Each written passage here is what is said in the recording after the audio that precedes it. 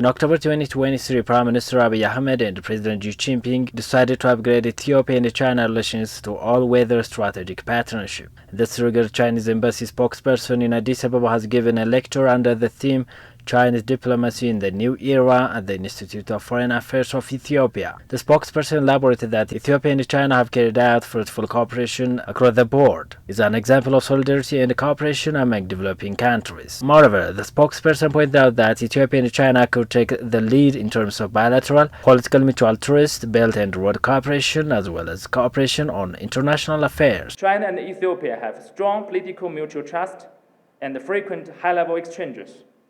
We have carried out a fruitful cooperation across the board and set an example of solidarity and cooperation among developing countries. China and Ethiopia, both as major developing countries, act as a model of unity and cooperation among developing countries. We can also maintain coordination and cooperation on the international stage on international and regional issues such as Security Council reform, climate change, and the 2030 Agenda for Sustainable Development, so as to safeguard the common interests of both countries and all developing countries.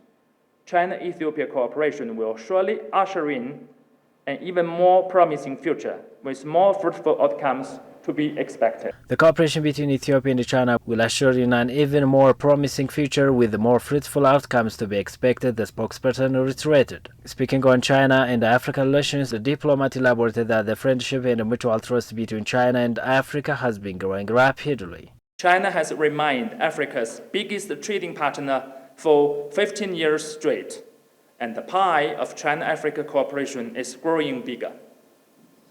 The Chinese and African people are feeling closer to each other. China will continue to stand firmly with our African brothers and support an Africa that is truly independent in thinking and ideas.